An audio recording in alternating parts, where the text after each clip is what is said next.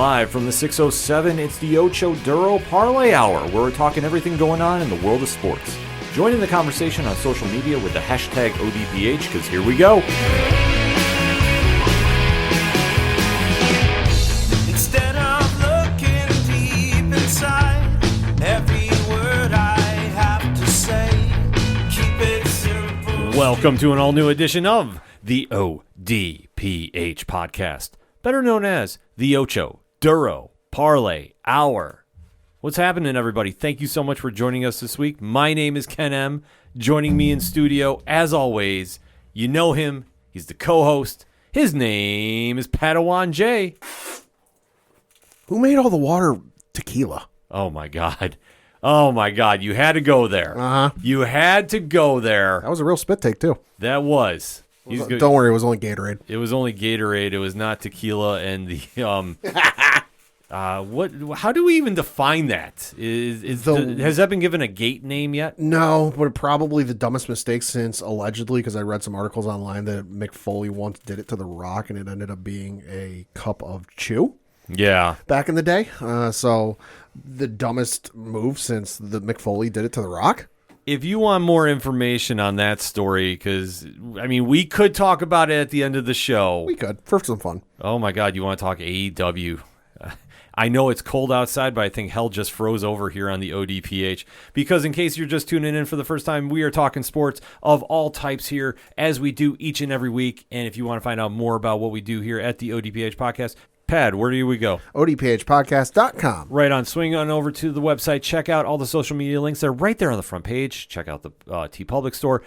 A lot of stuff coming on there, so you definitely want to make sure you're swinging over there to go get some ODPH swag for the new year, new month, new season, and whatever you need. It's new, and it's for you. You can also check out the Patreon link, one tier, $2 a month, and a whole lot of content on the way. Parlay Points blog section, the classified section, which has friends of the show, such as 3FN Podcast, Dragon Master Games, the directory. Pat, how many providers are we on? 370,000. Sounds about right to me. The music section. Basically, if it's anything and everything that is the ODPH, you can find it at odphpodcast.com. And always remember to use on social media the hashtag ODPHpod. But you came to hear some sports talk. We came to deliver. And there's no bigger sports story going on right now than the NFL franchise tags getting dropped, as today is the day of declaration. I'll say 4 p.m. Eastern time was the deadline, which as of recording has come and gone. So teams have had until 4 p.m. to use their designated franchise tags on players that will be are supposed to become free agents. If those players that were supposed to become free agents did not get franchise tagged in some fashion, well, they're not free agents, or will be at the start of the new year. Yes, this officially kicks off the new season of the NFL. Obviously, after the Super Bowl, there is a quiet period. Yep. Not a lot is going on. But once you start placing franchise tags on players, free agency is going to be starting very soon as well. Mm-hmm. And then you go to the NFL draft. So really, business is picking back up for the largest sport in North America. And normally, this whole franchise tag deadline usually passes by without so much as a whimper. Mm-hmm. So, kind of like a pebble getting dropped in the river. There's a couple of names that, like, if you're a fan of the team, you go, oh, okay, I'm glad we franchise tag that guy. Oh, I'm bummed we didn't franchise tag that person. But this is probably the first year that at least I can remember of there being this much noise and this much talk and outside of the diehard NFL fans that, like, watch every combine and watch every mock draft and all this other stuff that, like, average fans are paying attention to. Well, it's due to the fact that there are some very high-profile players that are getting affected by this. Mm-hmm. And usually that leads to a domino effect throughout the league. Because when you're placed with a franchise tag, you have to match the highest paid salary for said position. Mm-hmm.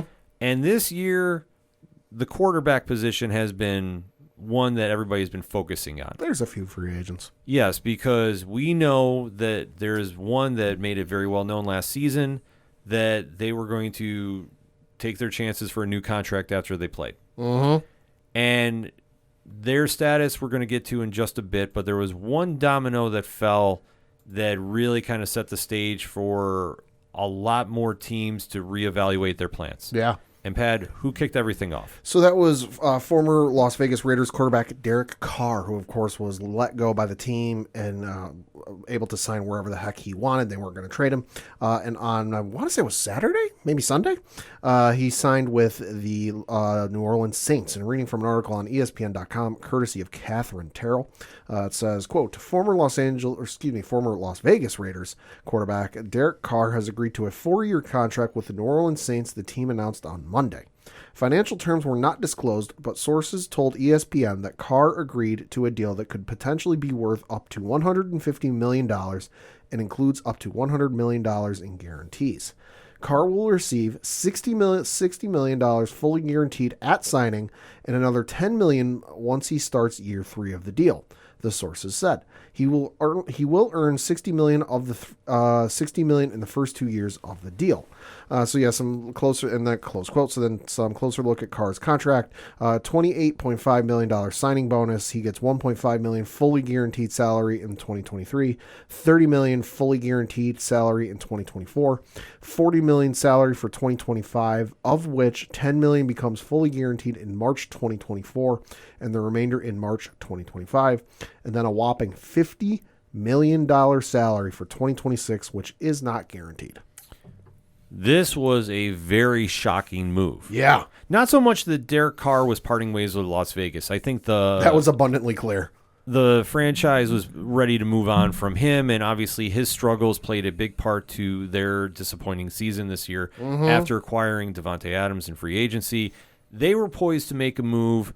Carr's performance on the field really held them back, and just the inconsistency of his play just came back and really hampered their chances of going anywhere in that division, let alone the playoffs. Well, and the thing though, I can't believe I'm only starting to hear this. You know, and maybe it's the apologists or the feel bad for you crowd, but like they're starting to kind of explain that, like, well, yeah, Derek Carr didn't have a good year last year because a lot of their starters were out, and he only had Davante Adams and this and that, and I'm like, okay.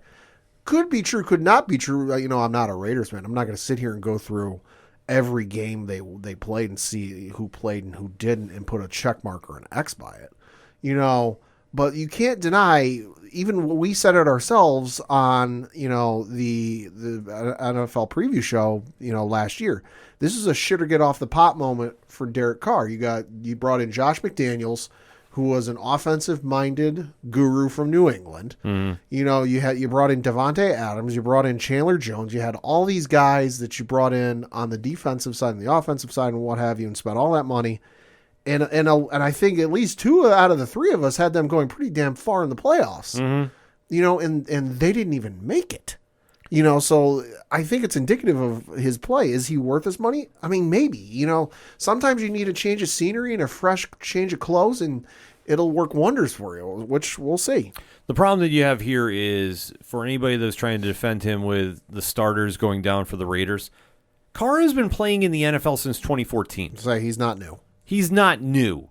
He is a veteran in the league. He has been down this road before. If he was a rookie, okay, you can give him a pass. But not at this stage.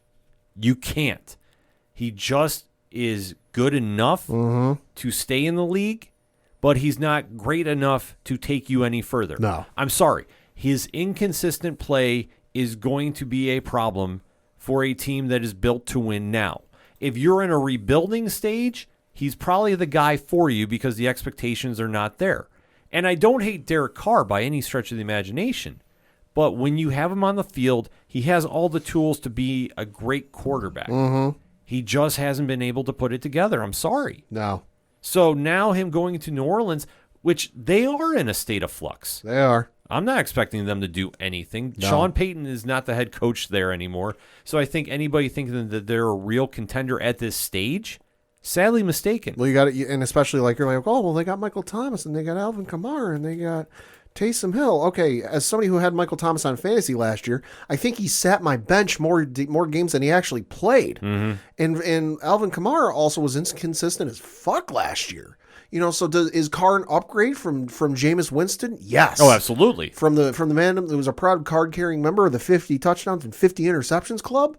He's an obvious upgrade. But is it going to spell dividends and mean they're going to win that division and make it to the promised land? Well, shit. I mean, you just look at the division and the quarterback situation right now. I mean, I'd put them ahead of everybody else in that division to win the division because Tampa Bay, who the fuck knows is going to be their starting quarterback. Brady ain't walking through those doors. Carolina Panthers, couldn't even tell you who their starting quarterback is going to be. You've got New Orleans, who we've mentioned, Derek Carr. And then you've got the Atlanta Falcons, who are letting go of Marcus Mariota. So who the fuck knows is going to be their quarterback come opening week? So you got three teams who really can't even tell who their starting quarterback is going to be week one. We know who one of them is going to be. So if you had to ask me to pick now who's going to win the NFC South, well, by default, it's the guy who's been experienced. Yeah, I mean, the question you got with the NFC South, Carolina's quarterback, Sam Darnold. Yeah, ghosts. Yeah, so that already sums that up. And with Atlanta, I mean, Pat, who is Atlanta? What is Atlanta? Atlanta is just a mess right now. Have been since, well, a certain Super Bowl. Yeah, I mean, according to ESPN.com, their starting quarterback is Desmond Ridder. Right, because they're letting Mariota go because he was going to be making too much money. Right, so they're rebuilding. Yeah. Tampa Bay is rebuilding no matter who wants to try downplaying that. And I don't think they've got it. They're going to have to go through the draft. It's going to be ugly for Tampa Bay this year, and we're about to see who's the real Tampa Bay fans who just jumped on the bandwagon for Brady. Oh, my God, yeah. Because it's going to get real ugly for Tampa Bay because without looking at like a bunch of information, I don't know if they have enough draft picks to go and get a veteran quarterback, say like a Jimmy G or something like that to bring them in. So they might be stuck with Desmond Ridder or get somebody through the draft. Well, Leonard Fournette is gone. That's true, too. And he's going to be a very sought-after free agent. Yeah. I know that they're making more cuts as they go. So, I mean, Yeah. Tampa, but here's the thing with Tampa. Tampa knew they had to win when they had Brady. They had a real short window. And you know what? They capitalized. They got a chip the 1 year. Listen, that's a win. Yeah. Like, that's the whole purpose of bringing him in. It paid off. So Yeah. I don't feel bad for them one bit.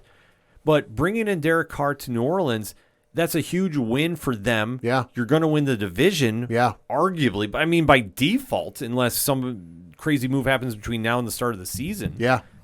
But after that, you still have to go through the NFC East, whoever is going to be the teams out of there, and I did say that plurally. Yeah. You do have an NFC North that, as of now, you still have Aaron Rodgers. You have a Detroit Lions team on the rise. Minnesota, flip a coin. That's the team you're going to get in the playoffs. Yeah. And Chicago, you never know who's going to show up. They could be a sleeper team pending moves. Yeah. I will say that right now. But then you still have the NFC West. Right. Which is still the NFC West. Right. So this is not a guarantee that you're going to get any further than a playoff trip. But if you're focused on just winning the division and seeing what you have, Carr makes a lot of sense. I didn't think he would go there because I think he would have been a better fit somewhere else.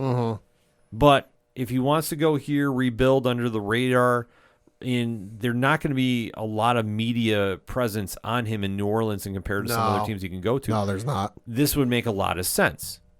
So I don't really fault the move. I'm just surprised at it. I don't fault them either. I think they might have overpaid a little bit, but I think this is New Orleans going, all right, listen, we want to get our guy locked down. They got him locked down super early so they can game plan. They can figure out what plays work for him, what plays don't. And they can even go through the draft and go, all right, hey, we know what his tool set is. We know what works for him and what doesn't work. Why don't we, if we don't have those pieces already here in our team, why don't we look for those pieces through the draft and improve this team? Exactly. So smart move for New Orleans, but that really set a lot of other teams' plans in motions, whether they wanted to or not. Yeah.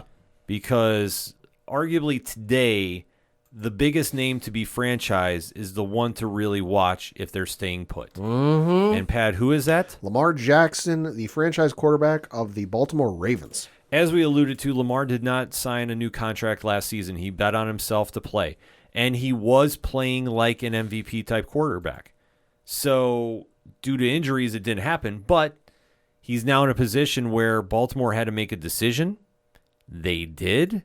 It's a costly one. It could be. But it's going to go one of two ways. Either Baltimore has got another year to try making a deal happen, or they're going to flip Lamar Jackson somewhere and get a lot back for him. Well, they may not even have a choice.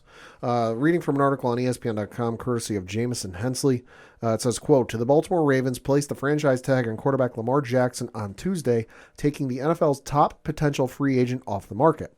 The Ravens made the long-expected move official by using the tag just before Tuesday's 4 p.m. Eastern deadline. Baltimore and Jackson, who doesn't have an agent and is representing himself, have been unable to reach a long-term deal since he became eligible for a contract extension over 2 years ago. Sources told ESPN last year that Jackson wants a fully guaranteed deal like the one given to Deshaun Watson last year by the Cleveland Browns. Baltimore is against doing so because the team considers the Watson deal an outlier. The Ravens used the non-exclusive tag on Jackson. With the Ravens using the non-exclusive tag, Jackson can engage in contract talks with other teams.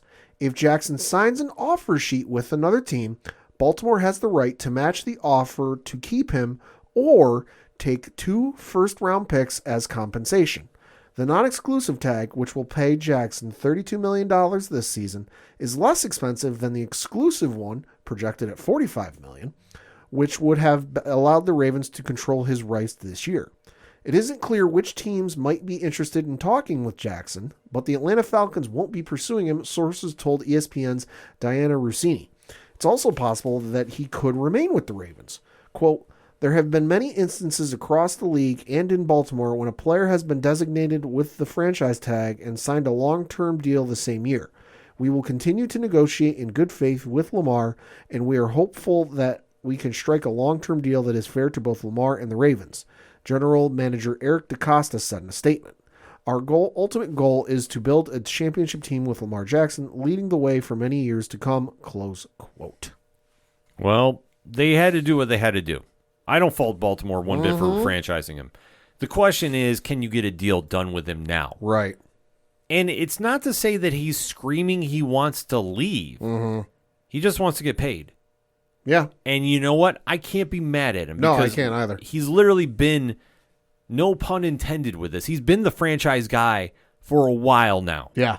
He is an elite quarterback. He has definitely stepped up and been a force to really put a team on his back and get them to the playoffs when he's had to. And he's literally been somebody that left it all on the field. I don't really fault him for not coming back after the injuries this past year because he understood the temp in the room. Yeah. And plus, Baltimore was not going to make a deep run. Yeah. He understood it. Yeah. So now the question is, what do you do if you're Baltimore? I think the only thing you can do is try reworking a deal.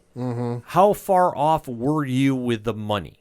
That's the situation. I think it has to be a substantial amount just because it's gotten to this point. And I want to include this from Field Yates, who's an NFL insider for ESPN.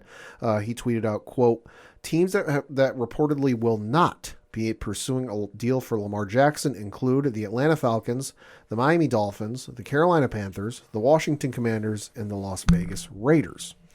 I think they must have been real far off on this because it's gotten to this point, because this almost to me feels like it's Baltimore looking to Lamar going, all right, you want that guaranteed money?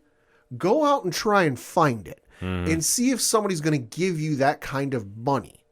And if you find it, we'll match it.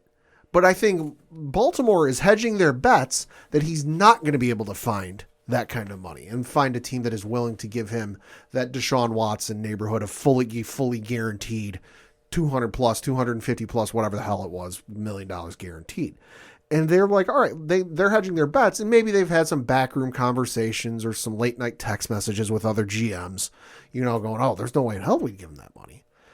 So I think this is Baltimore hedging their bets and going, yeah, go ahead, try and find this money. We know you won't, and we know you'll be back here. But that also, at the end of the day, could come back to bite him in the ass, because if I'm the GM of an NFL team that desperately needs a quarterback and that can really set my franchise up for the next 5, 10, 15 years, however long it is Lamar Jackson's fortunate enough to play, you better goddamn guarantee I'm going to try and find that money to bring him in. Well, he's a game changer. That's why. If you're on the cusp of going to the playoffs, you have to try at least making a deal. Not saying you're going to be that successful, because Lamar is going to be a very high asking price. But if you're a team like the Raiders, and I don't care what they said on the report, they have to be in the consideration for him. Sure. You have to think a team like the Giants would have to take a look at him. You have to think a team, The Jets. even as the Jets, who are rebuilding, but if you get Lamar Jackson there, he can cover up a lot of holes that your offense has at this moment. But you have a rookie running back they'll be bouncing back in Breece Hall. Your wide receiver core needs work. Yeah. But he also did not have the greatest wide receiver core in Baltimore. Mm-hmm. He needed a great tight end to balance him out, which it did. Mm-hmm. But he'd almost be walking into an identical scenario if he goes to the Jets. Right. Then who else is out there that's on the cusp? That becomes the ultimate question. If another quarterback in the NFC North moves, would it make sense to bring him there? Well, I mean, I'm just looking at the standings. So AFC East, I think we can rule out pretty much all of these teams except for the Jets. You know, I don't see the Patriots, Dolphins, or Bills going after him. No. Nor the AFC North. We can rule out Cincinnati and Cleveland because Burrow and Watson. Yeah, even though I did hear Watson is talking about restructuring his contract. Sure. Pittsburgh, maybe, but there's no chance in hell that if he signs a deal with Pittsburgh, the Ravens aren't going to match it no matter what. The wildest thing is Pittsburgh could be the ultimate dark horse. It could be. They could be. Could be. You go to the AFC South, Jacksonville, probably not. Tennessee, maybe. You know, I've heard some rumors and I've heard some rumblings that Ryan Tannehill, because of the amount of money he's going to get paid, is going to get cut before the start of the new season. So Tennessee could be looking for a new starting quarterback. Yeah, but they're also talking about cutting Derrick Henry. Yeah, that's true. So, Or entertaining trade offers, I sure. should say. Indianapolis, well, Christ, yes, they need a quarterback. They need a obviously. lot. Houston Texans, yes, you can't rule that out. Look at the AFC West. I think you can, even though, like you said, even though the Raiders were mentioned in Field Yates' report as not being interested, there's no chance they don't entertain that offer. You have to. Everybody else in that division, the Chiefs, Chargers, and Broncos, no. Let's ride. The NFC East, I think you can rule out pretty much this entire division. Although, listen, again, I know the Commanders were in that list. I think they're just blowing smoke to hide their intentions. Well, but the Eagles, Cowboys, and Giants, no. Yeah, well, the Commanders are in a weird position because you could do a lot, but I think until the situation with Dan Snyder is resolved, who wants to go there? Yeah. I mean, because if there's that much uncertainty in the front office, you can't feel comfortable there. Mm-hmm. That's going to be the biggest challenge that they're going to face this offseason. Until win, lose, or draw, until that situation is done. Mm-hmm. If I'm a free agent, I'm not going there until everything is settled. Yeah. Then I'll see what they got. NFC North, you got the Vikings, which probably not. Detroit, probably not. Green Bay, well, wait and see. Yeah. You never know. And the Chicago Bears, probably not. But if I'm the GM of Chicago and I got a chance to get Lamar Jackson, I'm certainly going to fucking try it. You would consider it, but I will say this. I think the Bears are in a really interesting spot because Justin Fields played out of his mind. This is true. So I don't think you can, with good conscience, try doing a move and getting rid of him. Mm-hmm. Because, I mean, you could say last year was, a fluke, I guess. Maybe. But at the same time, he showed me something that I think you have to give him at least another year and see. Mm-hmm. Because obviously the Bears are going to have a lot of draft picks this year. Yeah, they are. They can do a lot of rebuilding quick. It just depends on how everything pans out. Yeah. Fields is a big part of that. So a big part of that. NFC South, obviously, if you're not the New Orleans Saints, you're certainly going to be interested. Mm-hmm. And then the NFC West, San Francisco, no. Seattle, no. San Francisco's a maybe. Well, San Francisco does need like 6 quarterbacks on their starting roster for game day. Yeah. Seattle Seahawks, probably not. They just re-signed Geno Smith to like a 3-year, $100 million deal. The Los Angeles Rams, depending on how Stafford comes out, maybe. If they stick with Baker, maybe. And then the Arizona Cardinals, well, depends on if they can get Kyler Murray off Call of Duty. Yeah, it's an interesting scenario set up here. I mean, you have to think the Jets would be the odds-on favorite. Mm-hmm. Washington is a maybe. God help the two of us if he goes to the Jets. Oh, I don't want to even think about that. I want to have good thoughts. The Raiders, though, are probably the most logical landing spot, no matter what anybody wants to say. They're ready to win now.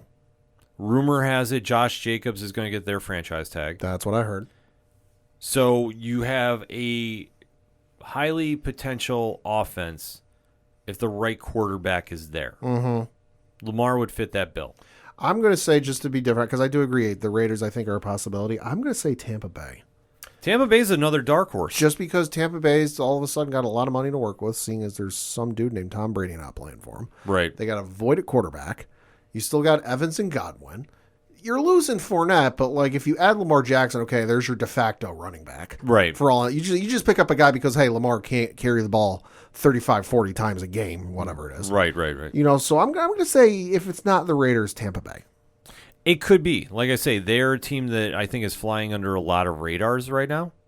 So it definitely is in the conversation. Mm-hmm. It just depends on how much cap space they have and how many draft picks they have to give up. Because I think you're looking at least 2 number 1 picks. Right. At least. Right. So could a team just say go all in about it? Absolutely. But who's going to be the ones to do it?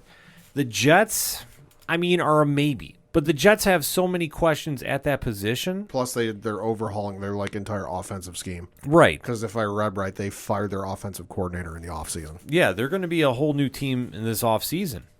It just depends on who's going to be leading that charge. It could be Lamar Jackson, but I think at the end of the day, it's great to fantasy quarterback this, or fantasy GM, but sure. He's staying in Baltimore. So just a couple more key important facts. This is the first time in 7 years that we've had a quarterback get the non-exclusive tag. The last quarterback to receive it, 2016 with Kirk Cousins. Also, Jackson is the third quarterback to win the NFL MVP and then receive the franchise tag. He's joined Steve Young, who got it in 1993, Peyton Manning, who got it in 2004 and 2011, and then also, so that makes them 3. And then also, reading from the ESPN article, quote, now, under the franchise tag, the Ravens and Jackson have until July 17th to work out a long-term deal. If an agreement is not reached by that NFL-mandated date, a new deal cannot be signed until after the season. Baltimore has reached multi-year deals with 5 of the 7 players who have previously been franchise tagged by the team, close quote. It's like I say, it's an interesting scenario. It's a game of chess, and well, somebody's got to blink. And I think it'll be Baltimore at the end of the day. I think they realize what they have with him, and he is their franchise guy. He is in that conversation with the Josh Allen and Patrick Mahomes. Yeah. He's there because of his athletic ability. They're playing a game of chicken, and ultimately I think it's going to cost them a fair chunk of change. Well, you know what? He bet on himself, so I can't fault Lamar for holding out and waiting to get the best deal he can. I think Baltimore ultimately does cave in, though. I don't see him leaving. I can't see him with the Jets, not because I'm a Bills fan, but I just can't see him going there, which is basically a lateral move. The only way I see him leaving, and Baltimore doesn't even attempt to resign, is if he somehow manages to find a team that gives him the Deshaun Watson deal. Yeah, but any other dollar amount that's not all fully guaranteed, Baltimore will match it. But if it's somewhere even in the neighborhood of that Deshaun Watson deal and it's all fully guaranteed, Baltimore's going to look at that and go, yo, fuck that. Exactly. But he was not the only other quarterback that has been rumored about the Jets. Because, Pat, who else has been rumored? That dude up north, who, according to Stephen A. Smith, is a bad man. Aaron Rodgers. Yeah, there's a lot going on with Green Bay that was waiting on the moves of Lamar Jackson and Derek Carr. Because the rumors, and I stress rumors, is Aaron Rodgers is done with Green Bay. And then you have to move one of the most legendary quarterbacks in all of football. Yeah. To a new team. Yeah. And the Jets allegedly are adamant about getting him. Yeah. So, Pat, let me ask you this. If you're Green Bay's GM, what's the move? I mean, if the parts are right and what you get back is what you like, sure. I'm not parting with, Rodgers, who was, however many times, he's a 4-time MVP, 2 of those back-to-back. I'm not trading him for cents on the dollar. It is going to fucking cost you. Yeah. And if I'm the Jets and I'm serious about this, because let's face it, you've taken now two quarterbacks in the last decade, or maybe even 5 years, whatever it is, in Zach Wilson and Sam Darnold. Yep. In the top five, one was taken at the number 3 overall pick, the other one was taken at the number 2 overall pick, and they've both been busts. Yeah. In like the worst way possible, not named Ryan Leaf or Jamarcus Russell. So I think you have to give this a legitimate shot. And you know what? You might have to hedge the farm on this and break open the piggy bank and trade away a bunch of draft picks and to do it. Now, could this come back to bite you in the ass? Yeah, Aaron Rodgers ain't getting any younger, and, he might have only a couple of years left. But if you think this is your shot to win the division and make a deep run in the playoffs and God, get to the Super Bowl, which I don't see happening. No. You got to try it. I think the Jets have to try anything at this stage because I think that fan base is so disgusted with them. Oh, yeah. That any quarterback that is serviceable is in discussion and is in play.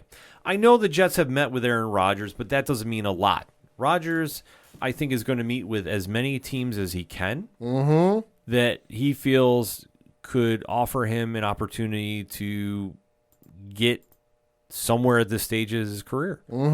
I think the situation, we've talked about this at length on past episodes, has become so toxic in Green Bay. Yeah. He has to go. Oh, yeah. I never thought I would say this, but here we are. He's just a different cat. He is. And I think now, at least over the past couple of years, it seems like he's getting more different. Ever since the last couple of years with McCarthy, it's just kind of gotten real odd. Yeah. Where it's not even like a disgruntled player, and it's just like everything about it has gotten weird. It's just gotten so uncomfortable. Yeah. That now Green Bay has to try moving him. Like when you have a player who gets the play call in from the coach or the offensive coordinator, whoever's calling the plays in, and he essentially goes, yeah, fuck that. I'm going to do whatever I want. Like, I realize we all do it when we play Madden. If, like, you get the Ask Madden or the Madden pick. Sure. Pops up and we go, and it's like the 4th run play in a row. And you're like, you know what? I think the defense is going to see this coming. Why don't I run a pass, play action? But when you get to that point where it's like he was actively not running the plays that they were calling into him, it's really going to derail some stuff. It's definitely going to derail. And that's something that I think teams that are looking at him have to consider. Aaron Rodgers has a very big ego. Not one that has not been earned, though, I will say. Being a multi-MVP, he has been the guy that has literally carried Green Bay into the playoffs and deep runs constantly. Say he's just shy of 60,000 yards passing for his career. He has 475 touchdowns to 105 interceptions and has a passer rating of 103.6. Yeah. Stats speak for themselves. Yes. Although, like I said, age thing gonna be a concern because he is 39 years old. He turns 40 in December, so probably not got many more years ahead of him. No, and that's why I think he needs to go to a team that's going to win now. Yeah, and the Jets ain't it. That's why I just don't see him going to the Jets for that reason. I'm sorry. No, the Jets are getting better, but I don't think that for the time that he has left in this league, because let's face it, once you hit around 40, especially as a quarterback, father time catches everybody. Finally caught Brady this year. Yes, it did. Rodgers is next. I think he has to go to a situation where that team is ready to win now, and he is going to want to finish his career very strong, and I think there's only one team there that can offer him, and that's the Raiders. Yeah. I think the nonsense of him going to San Francisco is just that. I just can't see them doing a deal interdivision. I could see him trying. Doesn't mean the Jets or not the Jets, the Packers are going to accept it. Right, because I think the Packers are going to want to move him to the AFC. Probably. Or I should say conference, not division. Send him to New England. Well, that's the whole thing. I think he could wind up in a situation like that, but I think he's going to ultimately say, listen, if you're going to trade me and I have any say in this, you're going to send me to the Raiders. Right. Because he could go there. He is the missing piece of that puzzle. Him and Devontae Adams already have the chemistry there. That's true. And especially for how disgruntled Devontae Adams is over Derek Carr's release. And understandably so. Yeah. I think that this would probably be a win-win for all parties involved, and I think it makes a lot of sense to do. I was saying, if you're not able to get Aaron Rodgers, I do recommend Jimmy Garoppolo. Not because he's a former Patriot, but hey, listen, Belichick wanted him, a bunch of other head coaches wanted him, and he's only 31 years old. Turns 32 in November. No, I think he's staying put in San Francisco. I think the fact that Brock Purdy's out the year Could be. I think they definitely are not going to move him now. Had Purdy stayed healthy, Sure. different story. Sure. So that being said, I think he stays put. But I think Rodgers is gone, and I think the only landing spot you can do is Vegas, maybe Tennessee, and we've talked about that in the past too. But if they're looking to get rid of Derrick Henry, that eliminates that deal. Yeah. And then would Green Bay trade him in conference? Hell no. They wouldn't do it for Brett Favre. They're not going to do it for Aaron Rodgers. Exactly. That's the whole point. And if Aaron Rodgers, and listen, I know we don't want it to happen, but if Aaron Rodgers somehow ends up following the career trajectory of Brett Favre, who he essentially chased out of Green Bay, and he gets sent to the Jets, holy shit, that'd be hysterical. Oh, it'd be wild. And you know what? I think he would try getting back into the division and try getting back to either Detroit or Minnesota before it's all said and done. That'd be hysterical. You know what? He is a man that lives on that kind of motivation, shall we say. Yeah. Uh-huh. So it'll be interesting to see if he comes to the Big Apple. I don't see him doing it, but if so, he has to fight for headlines with the last franchise tag team that we have to talk about. Christ almighty. And Pat, I'm just going to let you take this one away. So reading from an article on ESPN.com, it says, quote, the New York Giants have agreed to a 4-year, $160 million deal with quarterback Daniel Jones, sources told ESPN, and have used their non-exclusive franchise tag on running back Saquon Barkley.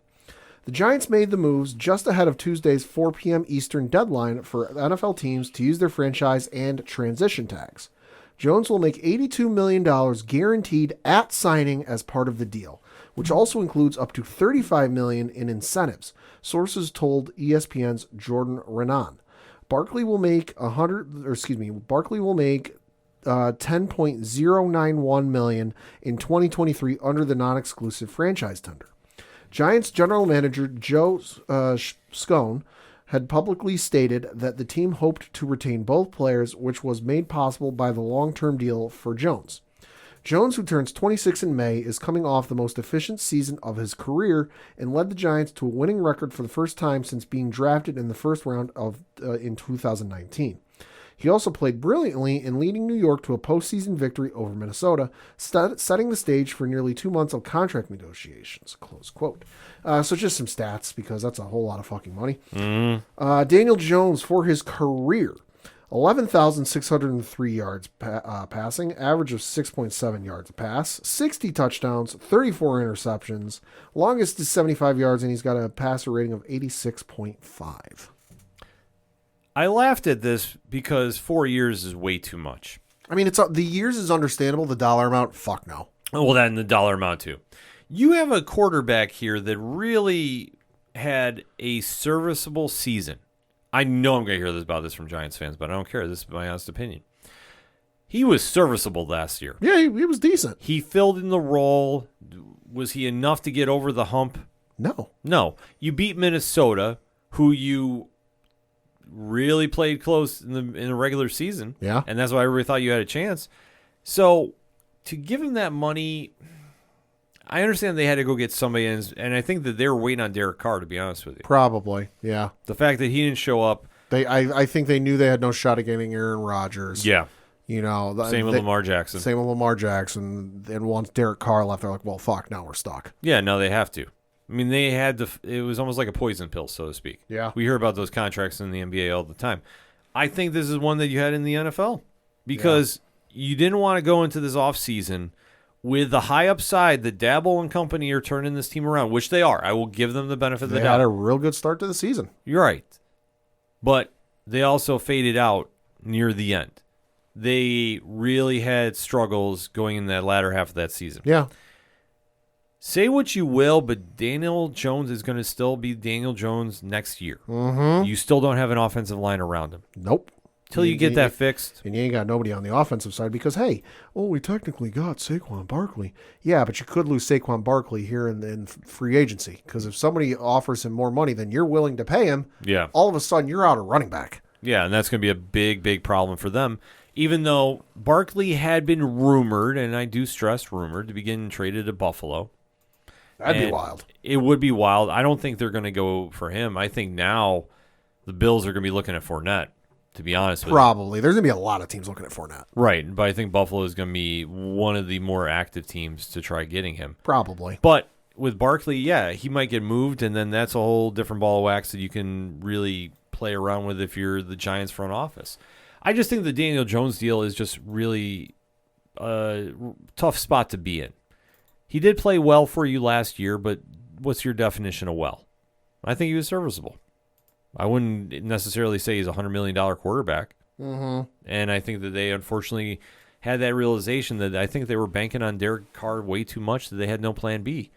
And they had to go to plan D, as in Daniel Jones. I mean, so, hey, congratulations. You know, you got your quarterback signed, but again, you ain't got nobody to fucking throw to. Yeah. You know, because for the people they have on their depth chart on ESPN.com, you know, Isaiah Hodges, Sterling Shepard, David Stills the fifth, Jaden Mickens, Darius Slayton, Wandale Robinson, Colin Johnson, Mekhi Polk, Richie James, you know, Marcus Johnson, Khalil Pimpleton, Dre Miller. Like, none of these, like, I didn't even go through everybody, but I just pulled up some of the folks, like Isaiah Hodgins last year.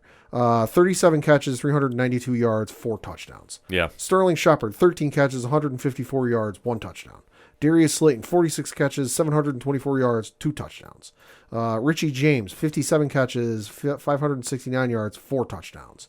Daniel Bellinger, 30 catches, 268 yards, 2 touchdowns. Like, congratulations, you got your quarterback who is average and serviceable. Mm-hmm. But who the fuck have you got around him? Saquon can't carry the ball 50, 60 times. Yeah, they got to eye somebody in the draft. I don't know who, but they definitely need to get some work done there. But I guess, you know, to close this out, the Giants had to do what they had to do. And this is a situation with the franchise tag that really puts teams in a very interesting position. You can try letting a player go and hope you can rework a deal out. You can also sit there and franchise somebody as a safety blanket, which is what I think the Giants did here.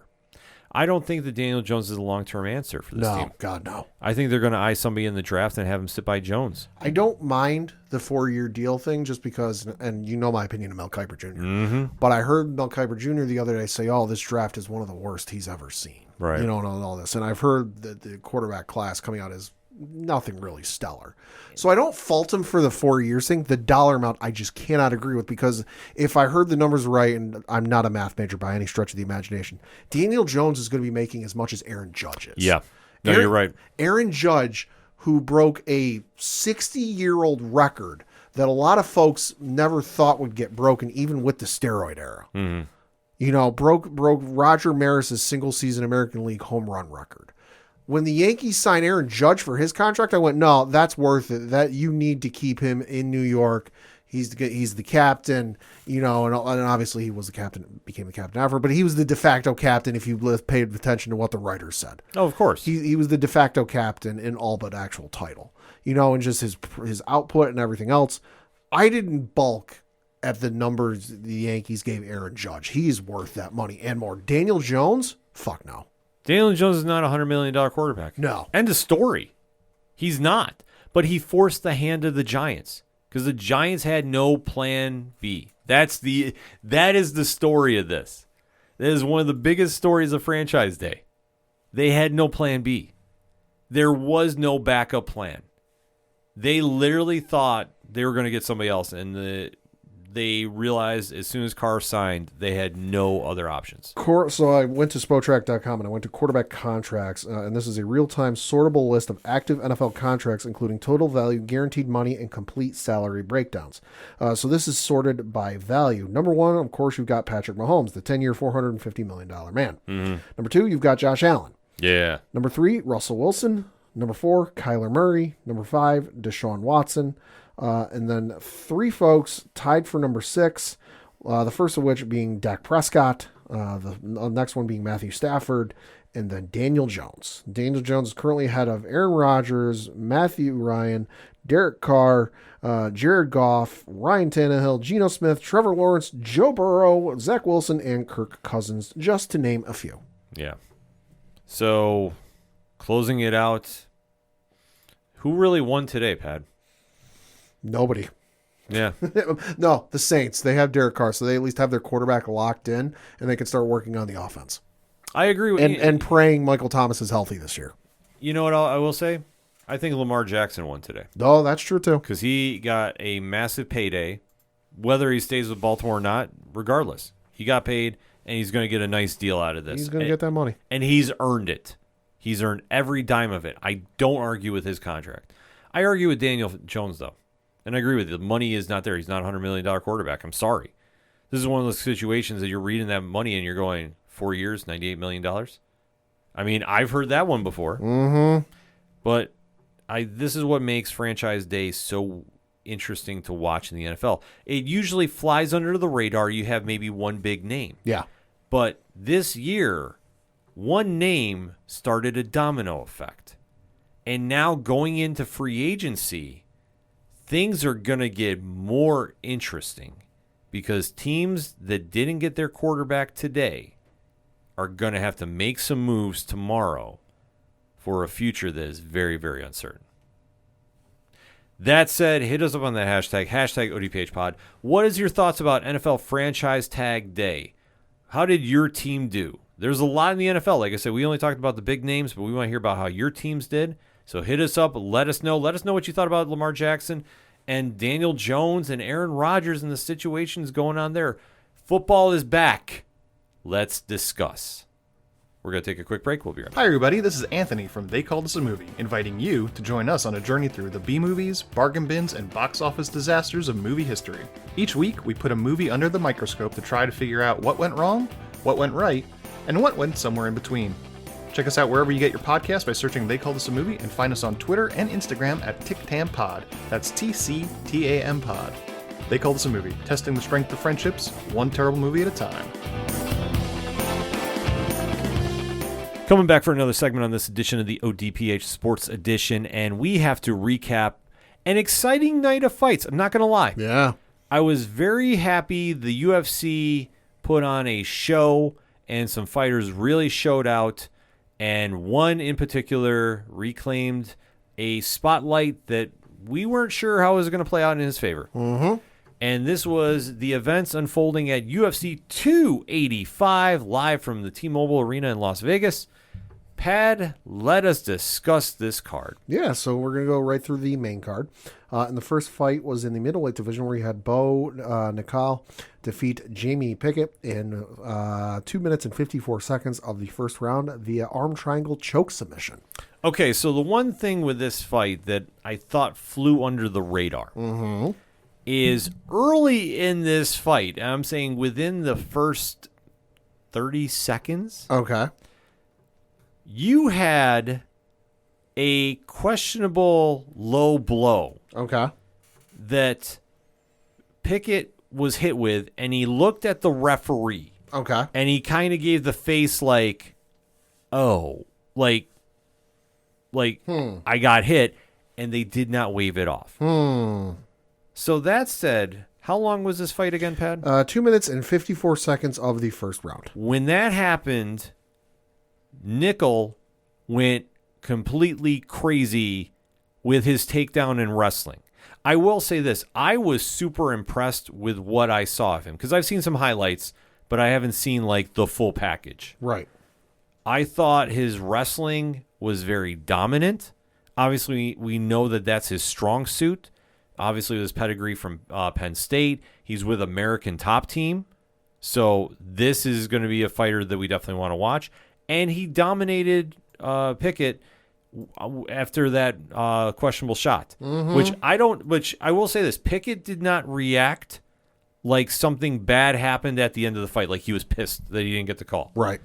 He just was outclassed by a better wrestler. And I guess the easiest comparison I have to Bo Nickel right now, in a weird sense, is a more athletic Ben Askren. Oh, okay. Like, I didn't see anything on his stand-up that looked outstanding. I just saw a guy that knew how to do wrestling and knew how to do submissions very slick. Right. And that's what you saw here. I did see, though, when he got on the ground, there was a couple times that he could have gone for a better arm triangle. And he was kind of trying to strong arm it. And if you're not sure what I mean by that, how you do it is basically you have a side headlock on your opponent with an arm pin. And usually what you should do for technique is you slide your body over so it's completely off of said opponent. Okay. He kept his left leg in between Pickett. Interesting. So, like, it was a weird setup that he was just really trying to muscle it instead of using the leverage, which is the proper technique to do to pull off the sub. He finally did it, and obviously things happened, but it was very odd, and this shows the inexperience that Nickel has, Right. that he didn't pick up on that. Because I'm sitting there watching with the watch party we had here for 6 or 7 podcasts, and I'm going, this is bad tech. Like, it's not bad technique, but you could definitely tell he's new. And Rich from 3FN agreed. Dog agreed. Like, everybody in the house was talking about this too. He was impressive in his win. But he could have been a lot cleaner. And this shows that for all the trash talk that he's been doing, and rightfully so. Guy's been on a roll since he's been involved with the UFC. Right. But I don't exactly say he's ready for prime time as much as he wants to think he is. I'll say clearly did make that much of an impact because looking at the rankings on UFC.com/rankings, not in the top 15 of the middleweight rankings there. Yeah. And I think that he's a fight or two away from getting a top 15 guy. Sure. But I will say this. He's with a great camp. The minute I saw Mike Brown in his corner, I'm like, okay, give him time to work with him. Right. He's going to be something special. Like, I know we always say when the UFC gets one of their hype trains rolling, Yeah. it doesn't pan out. He's in a great camp to learn from, and he just has to get into that. So that said, I hope he kind of tones down on his trash talk a little bit and focuses on learning all elements of MMA. And then Nickel is going to be a superstar, guaranteed. Next up. Was in the lightweight division where you had Mates Gamron defeat Jalen Turner via split decision, 29-28, 28-29, and 30-27. Very solid fight. Gamrot, I thought, really stepped up for this. Okay. And I thought Turner gave him all he could handle for it. I thought that Turner really could have used more of his submission style Sure. to really do some damage. But at the end of the day, I thought the right fighter won.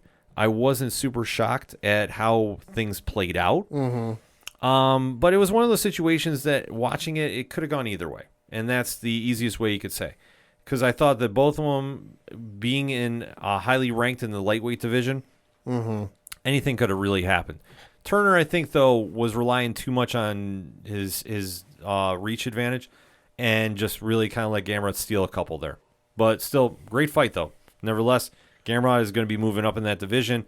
I don't know necessarily who he's going to be facing next.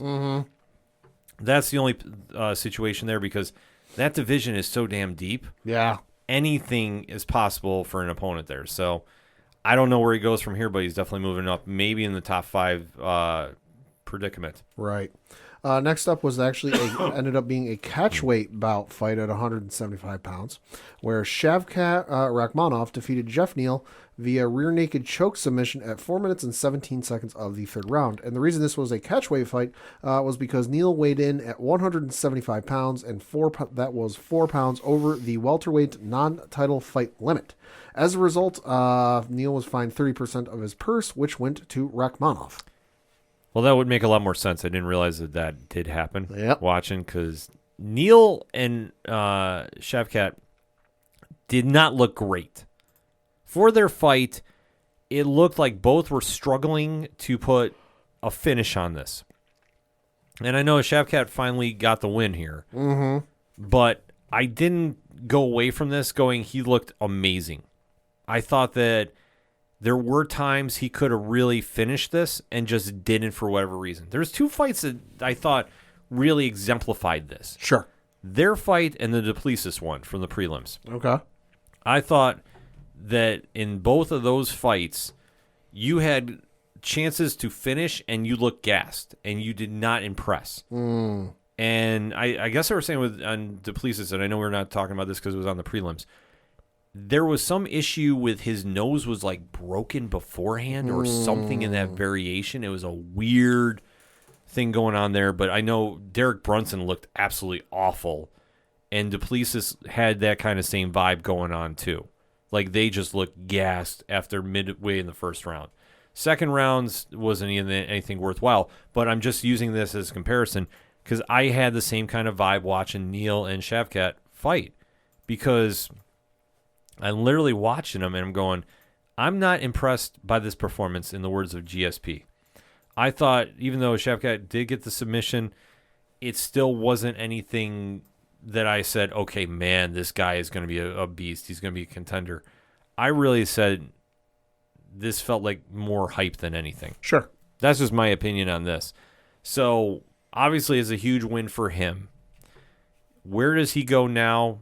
If you take a look at the welterweight division rankings, I mean, we have to kind of take in consideration. Yeah, because those rankings have actually been updated, and Shavkat is jumped up 3 positions to the number 6 spot. So ahead of him are Gilbert Burns, Bilal Muhammad, Hamzat Chimaev, and then Colby Covington. And the number 1 contender is Kamaru Usman. And, of course, the welterweight champion is Leon Edwards. Who's right below him?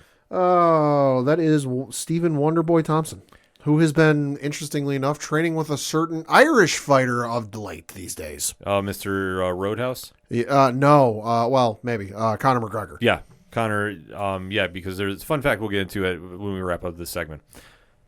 Thompson is the guy I think that would make a lot more sense with Shavkat. I know he made the jump in the rankings, but like I said, he doesn't scream top 5 to me. Not at this moment. I'm sorry. I sat there and watched this fight, and I was like, "You're winning, but this isn't saying like not sexy." No, it's not. It wasn't anything that when you have a dominant win, I can like, yeah, you can handle a jump up in competition. Right. I sat there watching this. I was like, I just don't find. I just don't see it. I'm like, he needs another great competition to really push that over the limit. Mm-hmm. I think Thompson would make a lot of sense in this situation. So after this, if he gets a top 5 guy, if he beats Thompson defiantly, then yeah, I got no problem with this. But this fight, like I said, with Neil, and Neil did not look great in this, and Neil is usually a better fighter. So I'm going to say Shavkat's got some work to do if he wants to get the full approval of yours truly for this one.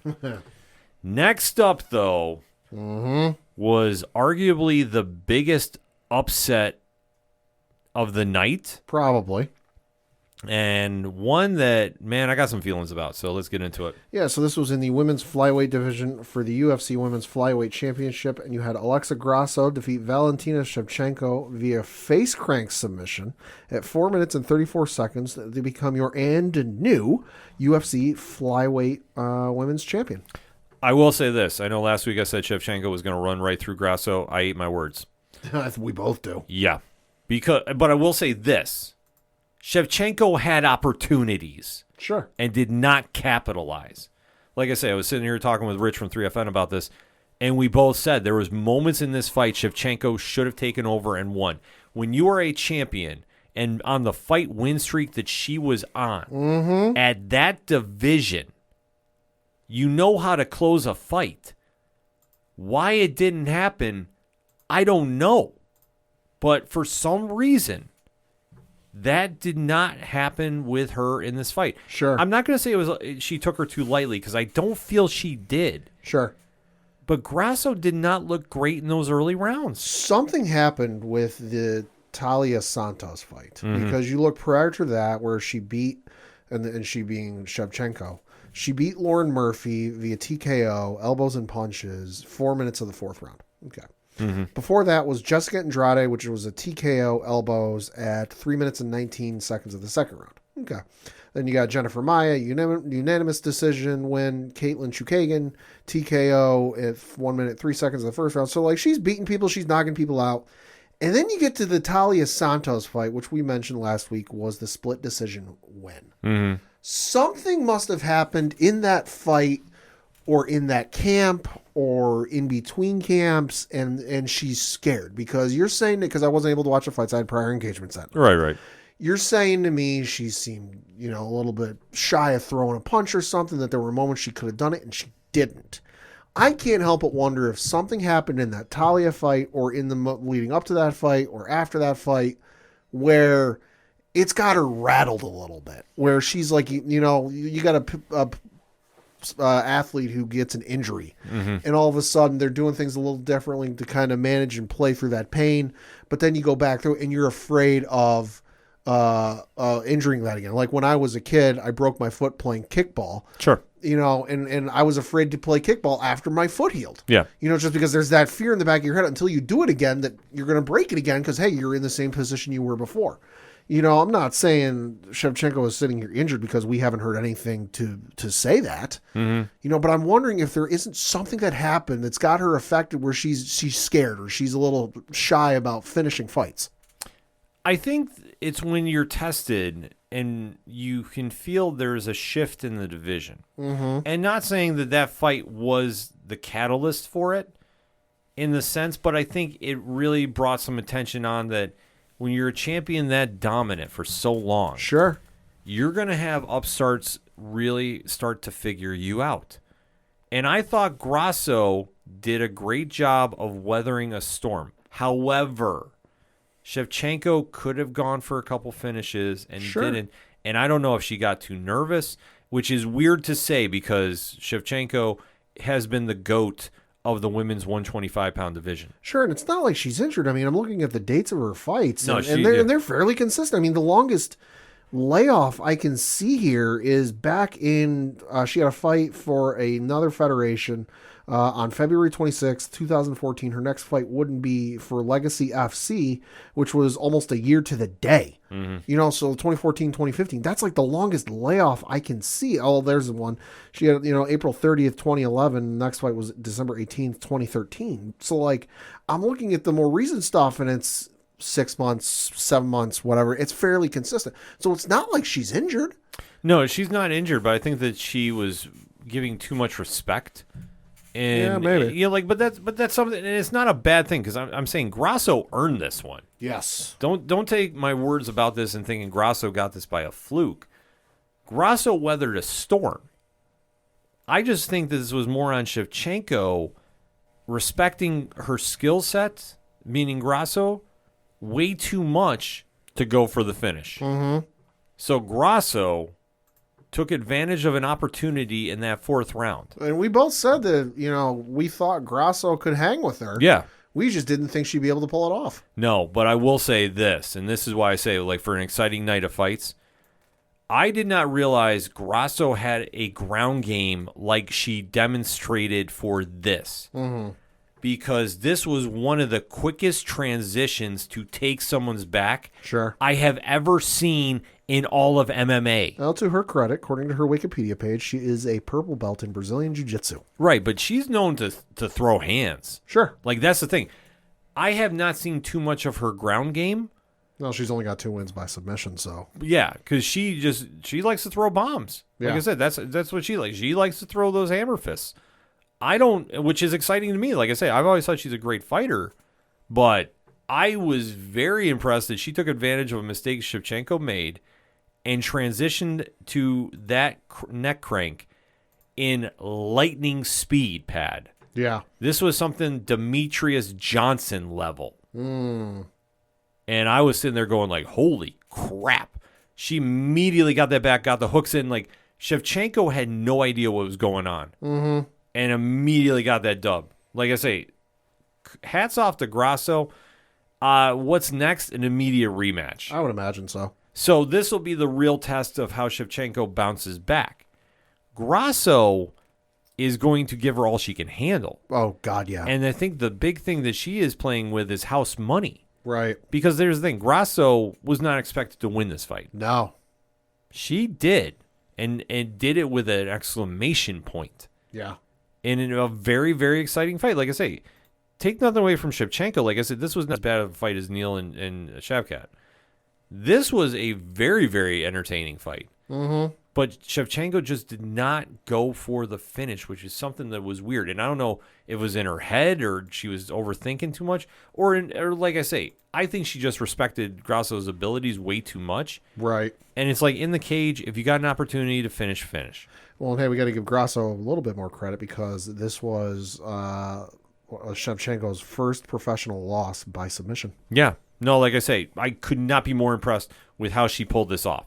Like, legitimately, this is one of the slickest submissions I have seen in quite some time. Yeah. Or I should say, transition to build it for a submission. Like, Sure. You have to watch it. Like, it's fantastic. So hats off to Grasso on this one. Yeah. But let's talk about the main event, though. Yeah, so the main event was in the heavyweight division for the vacant UFC heavyweight championship, where you had John Bones Jones defeat Cyril Gane via guillotine choke submission at 2 minutes and 4 seconds of the first round. Okay. John, new to the heavyweight division, not unfamiliar with the heavyweight division. Fight time, real quick. John was very smart about this, but I'm going to say Gane had John living rent-free in his head. Really?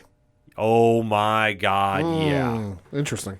Because I didn't get that vibe off of like some of the videos and interview stuff I'd seen before the fights. In my opinion, Gane sat there, and once the moment hit when he got to the cage, Yeah.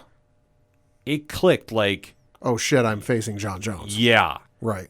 And I think it was a situation that when you're at and I know this is going to sound kind of weird, but hear me out. Okay. When you're at a press conference and you're facing off with somebody Yep. and it's street clothes, you're not in a cage, Yep. you know you're not going to hit them, they're not going to hit you. Well, you're not supposed to. Right, but if you do, you're going to get a big money fine. Diaz brothers would like to say otherwise. Okay, the Diaz brothers can do what the Diaz brothers do. Stockton forever. When you're in a situation like that and you're in a high-profile fight, it's not to say that he's never been in a high-profile fight before. Right. But every media outlet that covers combat sports Yeah. was covering this fight. Oh, yeah. And this is one that we always say on the entertainment edition transcends to pop culture. Sure. That's what this one did. Mm-hmm. And I think that when the moment hit Gane, it didn't hit at the press conference. It didn't hit at the weigh-ins. Right.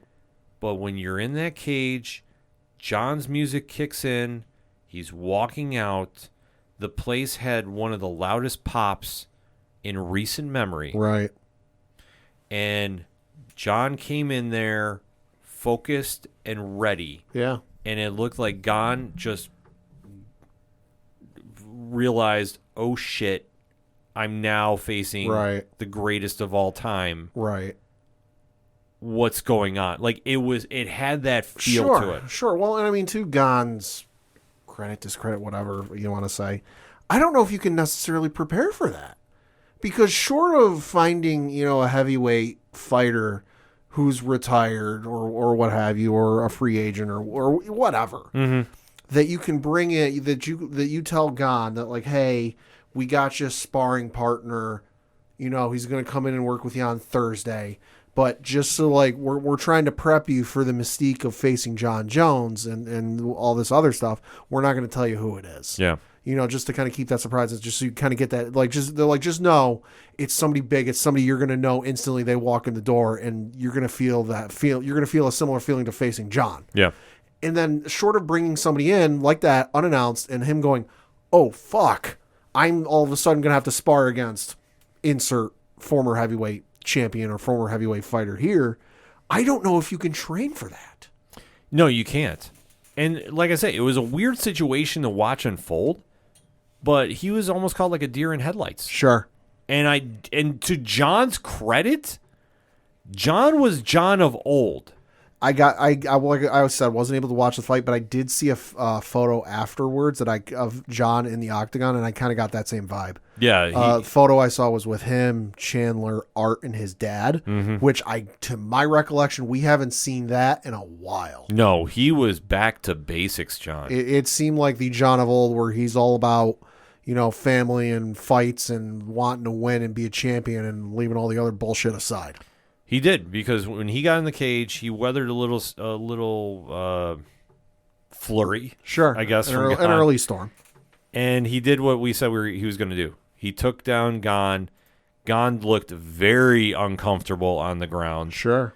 And then John did like almost a squatting guillotine. Oh, yikes. Which at the time, Rich, Dog, and I all were going, wait, did Gane really just tap? It didn't even look like John had him. Right. But the guillotine was squatting, and it looked like literally John had all his angle like tight.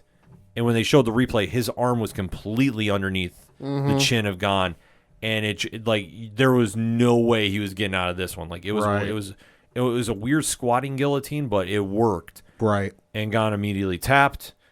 John had very, very humble press conference. Okay. Or post-fight speech. Good to see. Yeah, he like I say, it reminded you of like when John was not the villain. Sure. John. Sure. Which is what I want to see. Yeah, which I think a lot of fans were very excited to see. There wasn't a lot of, trash talking came out. He was very thankful. He was very humble to come back. Sure. Miocic was in the crowd. I'll say allegedly Miocic has been promised the winner of this fight, which ended up being John. They immediately announced that. Oh. And what they said is International Fight Week, this is your main event. Yeah, that makes sense. Yeah, so you think about it. Because John had no damage whatsoever. Oh, Christ, 2 minutes in the first round. Of course not. Yeah, so he's got nothing. Probably could have fought later that night. Mm-hmm. So they said that, and he said, the UFC fans want this. I want this. I want to face the GOAT. And let's do this. And he's like, I'm sorry to tell you right now, I'm going to kick your ass. So like I said, he played it well. Like a little fun. Yeah, a little fun. Yeah. Like it was not meant to be disrespectful. Well, it wasn't a fuck you, but it was like a hey. We're going to go in as competitors. No, and Miocic was down for it. He said like, okay, let's do it. So they made that fight, and John ended the Joe Rogan interview or Cormier interview with a bah being the GOAT as he walked off. Which, oh Lord, that moment was great to cap off an exciting night of fights. Like I say, don't take too much into the critique of the two fights that gassed out. Sure. Bo Nickel looked great, albeit though the nut kick that wasn't given time to recover, right, I think did play a big factor. Even though John was hit with a low blow early too in his fight, we thought like, oh, this is gonna be a problem. I thought Grasso looked amazing, weathering a storm and pulling off one of the slickest submissions ever. And I thought John Jones looked phenomenal, too, in his return. Like, he looked like the John of old. I'll say John now, the men's pound-for-pound number one ranked fighter in UFC.com. See, I don't know if I would give him pound for pound yet. I still, it's tough. It's tough. Jumped up I had to look close because I couldn't quite tell the number. Jumped up by a whopping 9 positions. Yeah, no, like I say, I would not necessarily do it. He looked great though. The post-fight press conference though had some very choice things to say about Francis Ngannou. I'm not going to repeat on here because it was a little too strong for my liking. So they're not safe for work. No, we might post the Instagram picture of the line that John said because it's blurred out. Yeah. But let's just say this. He thinks that Francis is very, very, very scared of him and did not shy away from making that very well known. Dana White kind of alluded to that he does not think Francis will ever be back in the UFC again. No, never say never, but he did say never at one point, but he's like, I know I never say never, but I think we'll never see him back. And that kind of capped off the press conference. Not a lot of highlights there. I think more people were more focused on Conor McGregor and Jake Gyllenhaal in the house. Oh, really? Because Jake Gyllenhaal is filming the new Roadhouse remake. Yes. And he is a UFC fighter, I guess, in this. Oh, okay. So that explains why I saw him shirtless at weigh-ins. Right. Okay. Yeah, they taped a little thing with him for the film, and you saw how his time in the cage went for the film. So I'm not really sure what it means overall, but it was just a nice little moment. I like when they do that. They did that for a couple of the Creed movies and Rocky movies. Yeah. So they did it again for UFC. So like I say, it was a nice way to cap off UFC 285. A lot of headlines coming out of this, especially with the heavyweight division and the flyweight division. And do we have a star at welterweight? I mean, that's the question that we're going to have to really see with Bo Nickel moving forward. I think they're being smart, though. I did not hear him get one of the big names of that division just yet, which is the way you should treat this. Because I think if you are going to try putting him in a situation like that, I think you're asking for problems. And I think that'd be too much too soon for him fighting at middleweight. That you're just asking for problems there. But nevertheless, we got a lot to talk about with you, the ODPH Society, so hit us up on that hashtag ODPH Pod. UFC 285. What did you think? And what do you think about John Jones' return moving forward? Let's talk about it. We're going to take a quick break. We'll be right back.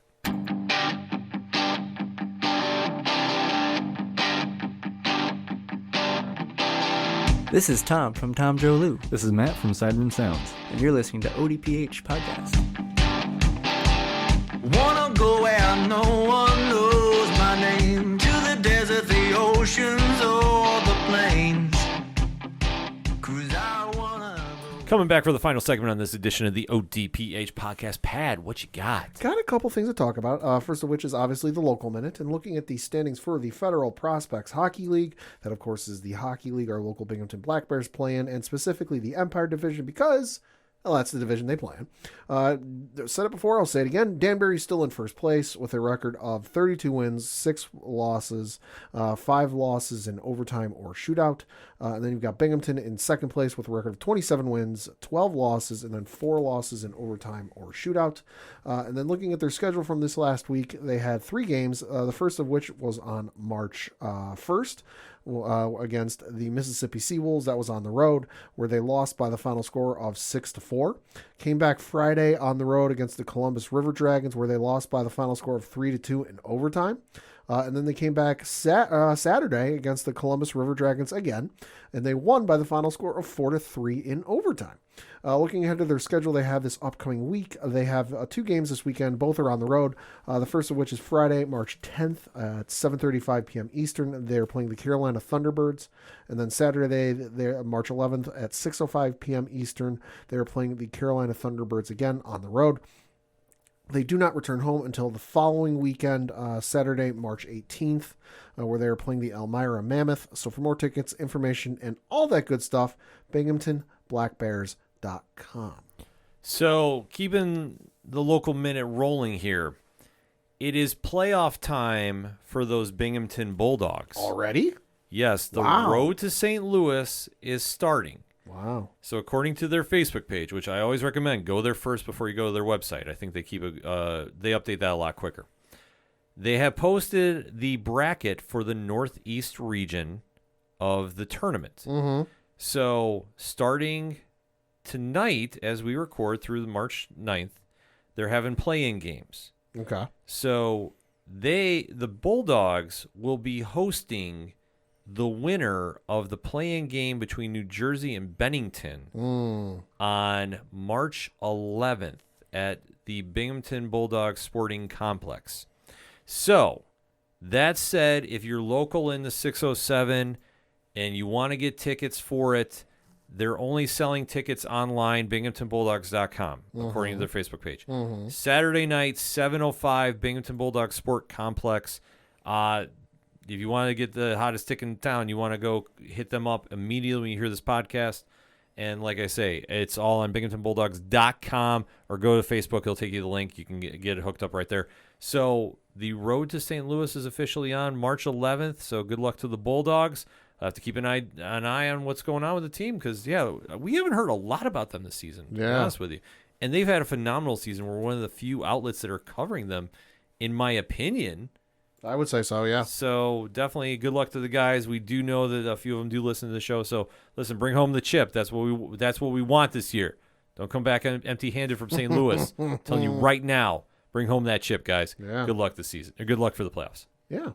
Then we got to talk some footy, some Premier League soccer, because I am a growing fan of the sport. I root for Liverpool, and I got to fucking talk this game because my watch was going off like crazy on Sunday because in a matchup with Manchester United, the Liverpool's arch rival, the game went probably the way I didn't think it was going to go, because I'll be honest, you look at the standings for the English Premier League, Manchester United currently 3rd place, with only Manchester City and Arsenal ahead of them. Meanwhile, Liverpool was in 6th place. They've jumped up a few places now. But you look at, oh my God, it's Manchester United, who, at the time was 15 wins, 3 losses, or excuse me, 15 wins, 4 draws, 5 losses. Like, holy shit, like this is a tall order. Liverpool stepped up to the occasion, winning by the final score of 7-0. Jesus. One of Liverpool's biggest wins, in terms of like a goal differential. The only bigger one I think I saw was like a game they had in like the 1800s. It was like 7-1 or something crazy like that. And then this is the largest defeat in terms of like a goal differential for Manchester United since like the 1930s or something crazy like this. I mean, you had 2 goals from Cody Gakpo, 2 from Darwin Núñez, 2 from Mohamed Salah. So you had 3 guys who were a goal away from a hat trick. Jeez. And then you had another one from Roberto Firmino, in the 88th minute. So my watch was just going off like I was texting my girlfriend Liz, like, I can't believe what's going on. Like, this is like a video game. This is utter insanity. Yeah, for soccer, you don't see scores like this. No, that was utter insanity. So a lot of fun. I highly recommend you checking out some footy. English Premier League stuff is on USA or Peacock, and then the Champions League stuff is usually on CBS or Paramount Plus. Usually on. They're usually playing like 2 games a week lately just because of the World Cup that went on, so that kind of put everything back. So they've been playing 2 games. Highly recommend you check it out. It's a lot of fun. And then starting this week, if you're like me and you're missing some baseball, well, you're not going to have to wait too long because the World Baseball Classic does start this week. Let's go. Starts tonight, in fact. So looking at the standings, in case you're not familiar who's in this, so this works kind of the similar way that the World Cup works. So you got all the countries are in pools and move on in similar ways. So in Pool A, you have Chinese Taipei, Cuba, Italy, the Netherlands, and Panama. Pool B, you have China, Japan, Korea, Australia, and the Czech Republic. Pool C, you have Mexico, Canada, the United States, Colombia, and Great Britain. And then in Pool D, you have Venezuela, Puerto Rico, Israel, the Dominican Republic, and Nicaragua. And then looking at the schedule just for the couple of days here, so Tuesday, March 7th at 11 p.m. Eastern on Fox Sports 1, you have Cuba taking on the Netherlands. Wednesday, March 8th at 6 a.m. on, these are all Eastern times, by the way. At 6 a.m. Eastern on Fox Sports 2, you have Panama taking on Chinese Taipei. At 10 p.m. Eastern on Fox Sports 1, you have Australia taking on Korea. And then at 11 p.m. Eastern on Fox Sports 2, you have Panama taking on the Netherlands. Thursday, you have March 9th, you have China taking on Japan at 5 a.m., which I'm not going to get up that early, but I'll check out the highlights. Then you've got at 6 a.m. on Tubi, yes, the streaming platform. Tubi? You have Italy taking on Cuba. 10 p.m. on Tubi, you have the Czech Republic taking on China. And then at 11:30 p.m. Eastern on Fox Sports 1, you have Cuba taking on Panama. Jumping ahead because you're sitting there going, hey, Pat, well, where's the United States in all this? Good question. The United States starts their quest to win the World Baseball Classic, which I think we're defending champs. I think we won the last one. Oh, yeah, we did. Because they didn't play one more recently because they were in the Olympics. So the United States starts their defense of the World Baseball Classic by taking on an old rival. A rival we fought a war against. A certain revolution. That is the Great Britain. That is taking place at 9 p.m. Eastern on Fox. So, hey, Great Britain, we kicked your ass once. You kicked our ass once. I don't even remember how the football game or the soccer game went. We're not going to count that one. We're about to settle the score here. This is a rubber match. Yeah. We're going to kick your ass again. Call that shot, Pad. Hell yeah. No, World Baseball Classic's always a fun time. Yeah. You know what I say? Because it always kind of gives me an all-star game vibe, but it definitely doesn't have that feel. Like, you just see a lot of emotion and a lot of people just really playing baseball just for the fun of it. So I always love seeing that. I mean, listen, the coaching staff, if nothing, like the team's already loaded as fuck. Because if I'm not mistaken, Adam Wainwright of the St. Louis Cardinals is pitching for Team USA in Game 1. But like Pete Alonso is playing, Mike Trout's playing. Fucking enough said there. But then you look at the coaching staff for the team. So the coach is managed by the team's managed by 15-year Major League Baseball veteran Mark DeRosa. He played for Team USA in the 2009 World Baseball Classic. Hitting coach, some dude named Ken Griffey Jr. Hey now. And the pitching coach, some dude named Andy Pettit. So I'd say the coaching staff is pretty damn good. I would say so. And then, in case you're curious, the World Baseball Classic final takes place on March 21st, almost a week ahead of the opening day for Major League Baseball. Definitely exciting times, I gotta say. Hell yeah. Get back in the baseball swing. Hell yeah. Nothing wrong with that. Very quickly, because we got to talk some Rangers hockey. Trade deadline came and gone. Yeah. And Rangers came out pretty good for it. Unfortunately, though, on a 2-game losing streak. Yeah. Hoping to bounce back at Montreal Thursday night. So Hey, at least we're not blowing all of our wins in the regular season, no, we're not. like a certain team. Oh, like who are you trying to refer to? Mr. Boston I would Bruins? say it rhymes with Austin Irwins. Yes. Which I got to say, the pace that they're on right now, yeah, they're going to burn out by the time we get to the playoffs. I saw one of those crazy videos where it's like the line graph or the bar graph that moves as time goes on. You know, Yeah. so like NBA scoring, this and that. But I saw one for this season for goal differential, and I will admit, it is impressive. Oh, yeah. No, Boston is 49-8. Like, that is ridiculous. Last I checked, they didn't hand out chips in March. Exactly. So, like I say, I take it in stride right now. I mean, the Rangers are not doing so bad themselves, 35-19. So it is what it is, but it doesn't matter. You just got to get in the playoffs, and then anything can happen. The Rangers have shown this time and time again, so I'm not super worried about Boston because at this pace, if they don't come back with the chip, the season is a colossal failure. And you know what? Having only 8 losses, it's great for the regular season, but they don't give you the Stanley Cup for a regular season. Just putting it out there. Mm-hmm. So definitely keep an eye on the blue shirts as they move forward. New York Knicks basketball, 9 in a row. Yeah. Looking on fire right now. Got a double bang from Mike Breen the other night. Yeah, Emmanuel quickly, showed up for that double overtime game against the Celtics. Listen, it wasn't pretty, but it's a win is a win, and I'll take it. They are hosting the Charlotte Hornets tonight as we record, so going for Game 10 at the Garden, so could be a fun time, Yeah. could be a real challenge. Yeah. Like I say, I'm just happy the team is looking like a team right now. Yes. And playing phenomenal basketball. So definitely a lot to be excited about if you're a New York Knicks fan. And that's all we really need to talk about here on the ODPH concerning basketball. This is true.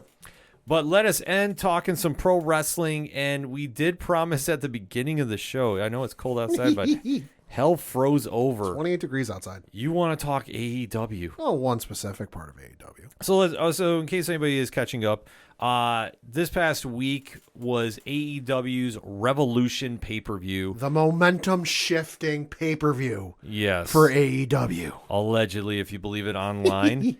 And I will admit, and we talked about this on the latest edition of 607 TWS, right now available on your favorite podcast player. And if you need a link, odphpodcast.com. Rich and I broke it down, and like the card, better than expected. Yeah. Solid B. Okay. Solid B card. Okay. However, though, there was an incident Yeah. that has really taken on a life of its own. And understandably so. Yeah. So, Pat, do you want to take this, or would you like me to? So during the main event, which was between Maxwell Jacob Friedman, better known as MJF, and going up against Bryan Danielson. Boy, I got to make sure I don't do a Freudian slip there. Bryan Danielson, formerly known as Daniel Bryan in the WWE, for those who don't know, for the AEW World Championship. So their main title, their biggest title. And it was a 60-minute Iron Man match. And from what I understand, because I didn't watch the pay-per-view just because I don't watch AEW, but I did listen to 607 TWS. And according to what you guys said, fairly early in the match, Yes. there was a spot where MJF and Daniel Bryan were out in the crowd, and that at one point MJF picked up what appeared to be a cup with a beverage of some sort in it, and then proceeded to pour, or what was it? Pour? He threw it. He threw said beverage onto said fan. Now, this fan was not in his 20s, 30s, 40s, 50s, 60s, not even in his teens, maybe 10 years old or younger. Not a very old fan. And everyone went, oh my gosh, what the heck's going on? And for a lot of folks, they figured it was just water. As is the case. But according to reports, and, we've not heard anything to confirm it, but we've not exactly heard anything to say it's not true. We'll say the allegedly. Allegedly. We haven't heard one way or the other if it's true or not, but allegedly, there was tequila in said cup. Yeah. And the child was, according to reports, none too pleased, was very distressed. The mother was beside herself as well, and understandably so. Oh, yeah. I don't care who's out there. If I got a kid and you throw alcohol in my kid's face, we're throwing hands. And according to reports, Amanda Huber came out and consoled the kid. The kid was given a ton of merchandise, was invited to AEW Dynamite in Sacramento this week, given a whole bunch of merchandise backstage. And according to one Tony Khan, the quote-unquote best booker in the world, allegedly, He gave MJF a stern talking to about the incident, according to what he said backstage at the press conference. Yeah, about that. No, I will say this. The incident was definitely perplexing. Yeah. Because if you're not familiar with the world of pro wrestling, wrestlers do a lot to get the crowd to react. Oh, yeah. And MJF tries portraying himself as the worst human being possible. Yeah. And he does not break from his character often. No. And He called Skyline Chili in, what was it, Cleveland or Cincinnati? Cincinnati. He called Skyline Chili in Cincinnati, which, for those of you who don't know, that's where it's made. Mm-hmm. He called it mid. Yeah. Which elicited a reaction. He said a lot more visceral things in his time, but the situation here at hand was he went in the crowd and the crowd was reacting. And the one thing is when you go to a pro wrestling show, no matter where it is, locally or on the big stage, there's a certain line that you can't really cross, at least in my opinion. And that is, you can't go after a fan unprovoked, even to try getting heat. Like, it's one thing if you want to jaw with them a little bit and, trash talk. And fans know, like, let's say the majority of fans get it and they understand they're part of the show. I mean, and you really don't see... You'll see wrestlers on the big stage, like the AEWs, the Impacts, the WWEs. They might jaw with them a little bit, but they won't really interact with them. It's only really in the indies where you see them going around the outside and the wrestler will hold the other wrestler and they let a kid in the front row give him a chop. Sure, yeah. But yeah, this was not a good look. No, it wasn't a good look, especially with MJF, your world champion, who is technically the face of your company. Yeah. Going in the crowd, and some mom was, yelling and being a fan. Yeah. And she had a 10-year... The kid looked 10 years old. Was not very old. Sitting in his chair, just trying to enjoy the show. Mm-hmm. And you had MJF, for whatever reason, throw water in the kid's face. Now, allegedly... Stuff like this has happened before. There is a story that Mick Foley was wrestling The Rock at some point, whether it was a house show or a live event or a TV event, I don't know. But I did read online that Mick Foley went to do a similar situation with The Rock and ended up throwing a cup of chewing tobacco spit into The Rock's face. Yeah. So it happens, but there's a large difference between chewing tobacco and alcohol. Right, because at the time we all thought it was water. We still don't know. That's why I say allegedly. But at the same time, nobody said one way or the other. Nobody's come out and denied it. Right. But the situation is, unless you're part of the show in that manner, and I'll even go into like a little step here too. Sure. I have been to a certain indie fed locally. Okay. And I have been asked to do certain moments in the show. Oh, yeah. I know what you're talking about. Throwing a hat in the ring to cause a riot. Yeah. To having a cup that was going to be thrown on a wrestler. Yeah. By another wrestler standing behind me. Yeah. So a little peek behind the curtain. If you know me well, you know who I'm talking about. Oh, I know. So that's one thing. But a 10-year-old fan is not necessarily going to be what we call in the wrestling business a plant. Mm-hmm.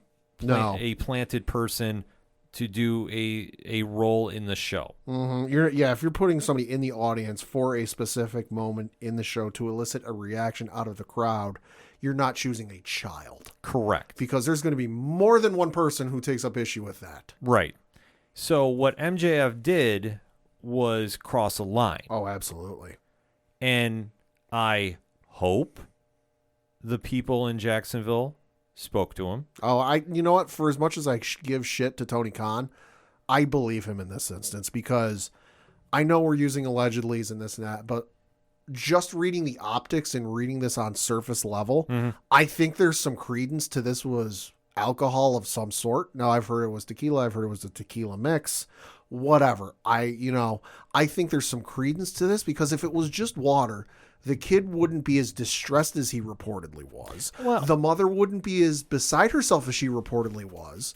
And you wouldn't have Amanda Huber and other AEW officials go out to check on a kid for water, and you wouldn't give him a foam finger and all this merchandise, and you wouldn't bring him backstage and offer him tickets to Dynamite free in Sacramento, which I'm going to guess those are probably pretty goddamn decent seats. Oh, sure, yeah. I'll even be willing to bet that kid's featured on TV in some point, like they just show people in the crowd and they show him on TV. Mm-hmm. You don't do all that if it was just water, because liquid gets, hey, if you've never been to an American sporting event, liquid gets spilled all the time. Right, but here's the difference. Their performer did that on purpose. Oh, sure. So Sure. I think what happened is, regardless of what was in said liquid, they were running out. Sure. Because the line was crossed. And it was a very bad look for MJF. I'm sorry. Oh, it was. You can't defend that. And even if he was trying to get heat, whatever the case was, you're throwing something at a 10-year-old kid sitting in a seat Sure. is a bad look. And I will say this. You know my feelings towards AEW. We're not on the best of terms right now. We'll just put it that way. The relationship status is, it's complicated. Yeah.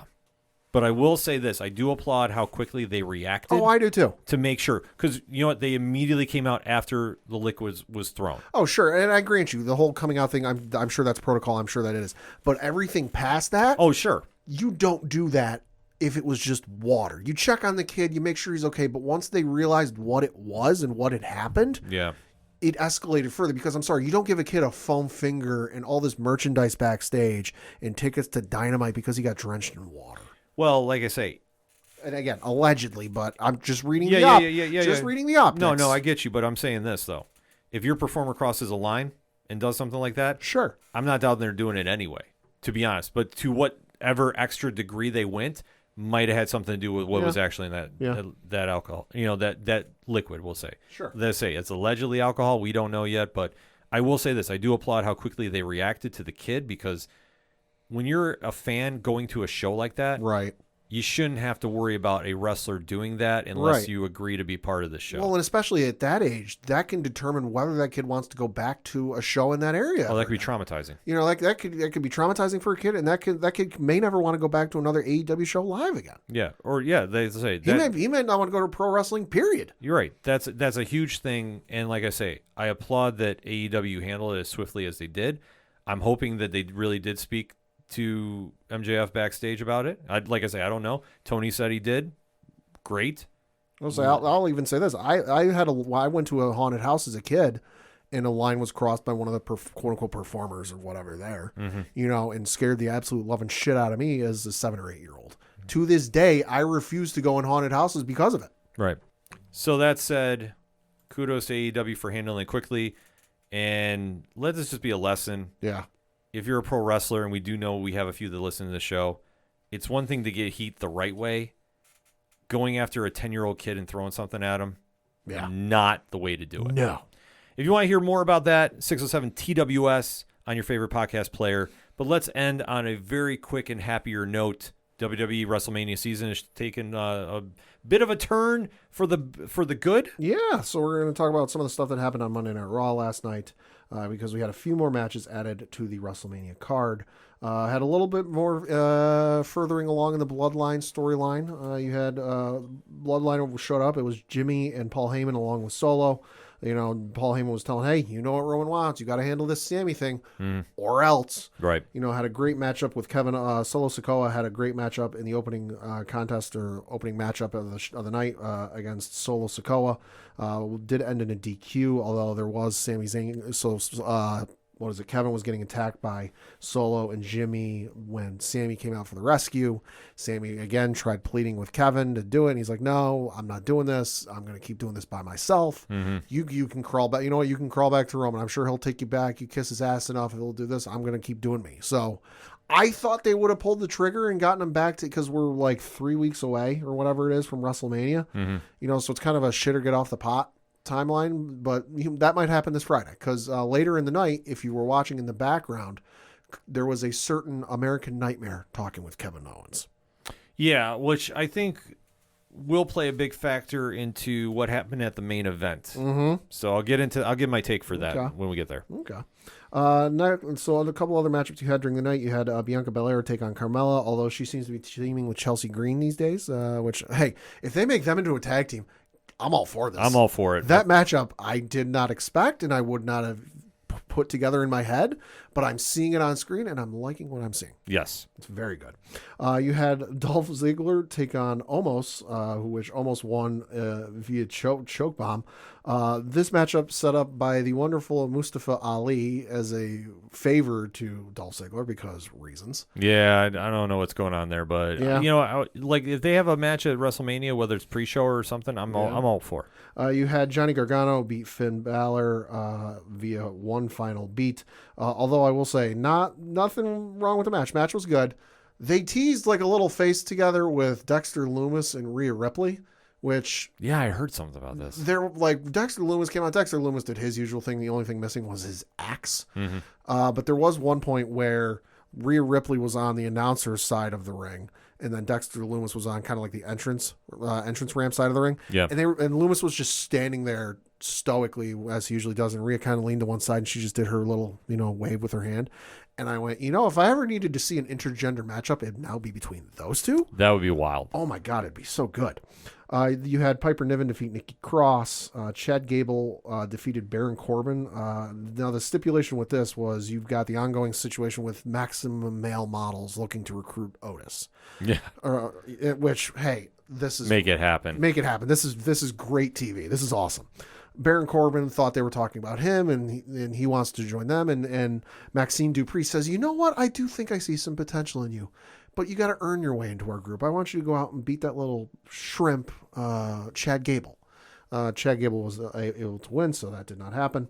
And then in your main event, you did have Sami Zayn defeat Jimmy Uso via roll-up.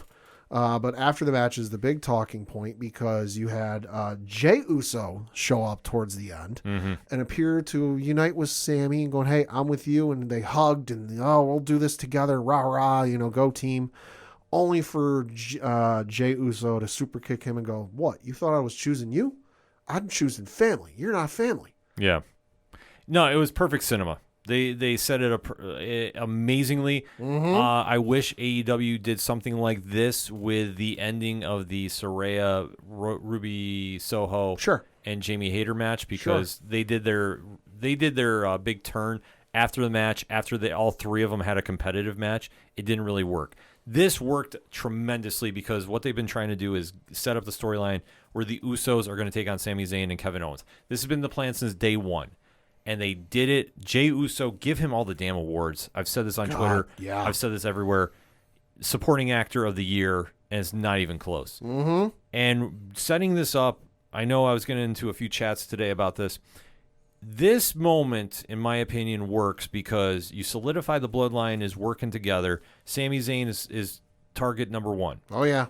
They're not going to do anything to Cody Rhodes, and when Cody came running out to make the big save, they're really trying to establish the bloodline as heels because, let's face it, they've been in this weird tweener phase where the fans are really into them because they're the cool heels, right? Yeah, the fan. This is the case of like the fans should be booing them, but in a lot of instances they're like, all right, yeah. So they're going back to making them true heels, which I'm okay with, because that's what's going to connect at WrestleMania because the drama has been building with Sami Zayn and the Usos, especially for months now. Right. So what's going to happen, whether it's this week or next week, I've already called it.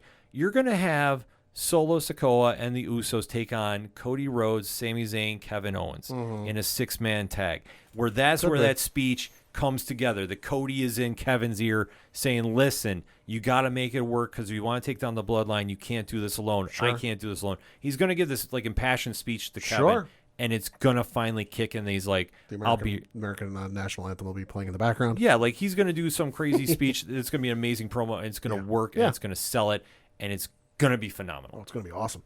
A couple other matches for WrestleMania that were announced and confirmed during the night. In a 6-woman tag match, you will have the women's tag team champions in Becky Lynch and Lita teaming up with Trish Stratus to take on Damage Control in Bayley, Dakota Kai, and Io Sky. Love this match. Oh, my God. Just curious what they're going to do with the women's tag team titles beforehand. I think they might drop them to Shayna Baszler and Ronda Rousey. Could be, or, because I don't see Trish and Lita losing on WrestleMania. I could see them feeling in a certain type of way, the night after WrestleMania, and then losing them the night after WrestleMania. Like they do an open challenge.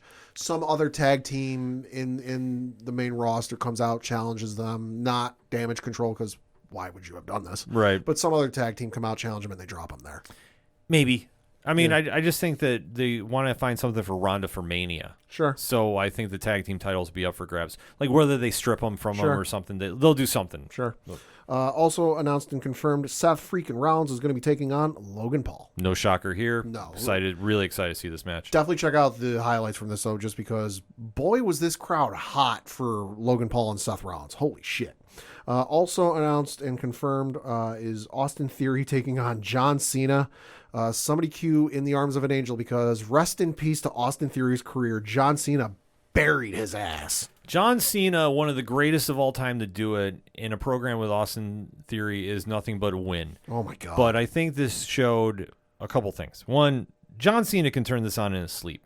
John was on his A-plus game for this. My God. And say what you will, he might be gone from the business, but the business is never gone from him. No. He understands what they have with Austin Theory. Theory, love him or hate him, is a future superstar in this business. Oh, he's phenomenal. He's great. And what John mentioned is perfect, because this is going to be the ultimate litmus test to see where he ranks. Mm-hmm. If he can hang with John Cena and put on a great match, which I'm sure they're going to. Oh, God, yeah. This will solidify him and move him forward in the card. What's going to happen at Mania, and I'm still convinced of this, is Cena's going to win the belt from him night one. Mm-hmm. Night two, he's going to do open challenge, and that is where you're going to have Jay White come out and beat John Cena for the U.S. title. And that's going to be a huge moment. I'm still sticking to my guns about this one. You know what? I'm going to sign on with that. I like that. Moment of the night, though, was when they're going back and forth, and Austin Theory decided to bring up the barb that is Cena's bald spot. Yeah. And Cena pulled off his hat and did show, the bald spot's still there, just combed over a little bit. And Cena looks back at him and eventually goes, yeah, I do have a bald spot, but I'd rather have that than piped in crowd noise, because nobody cares. Yeah, that's the whole thing. Holy fuck. Like, Cena dusted off the old golden shovel one more time and buried his ass. Well, Cena is really testing what this kid's made of. You know what? And he's doing the right thing. You know what it reminded me of a certain level, and not necessarily this bad, but it reminded me a little bit of? It reminded me when Roman was in the ring with Cena, and Roman forgot where he was. Yeah. And Roman was just so outclassed by Cena on the mic. Like, not necessarily that bad of an example, but like a similar thing, like Cena was just on a whole other level. Well, that's the whole thing, because John understands, like I say, it comes back to the business. This is why he comes back. He loves the business. Yeah. And he understands the future of the businesses and the superstars you have. So, you know what? If you're not ready for the spotlight, he's going to expose it. So, Theory is going to get tested. Sure. How he survives this is anybody's guess. Sure. But I'm going to tell you right now, this is going to be a great match at Mania. Yeah. Theory, for everybody that thought that he was going to be gone since Vince McMahon, is gone from creative. I do not want to hear, because he attended an event, that he is back running it in any way, shape, or form. Allegedly with a mustache. Yeah. I don't, listen, John Cena and Vince McMahon are friends, no matter how people would want to try spinning it in any other way. Yeah, and plus Stamford is not that far from Boston.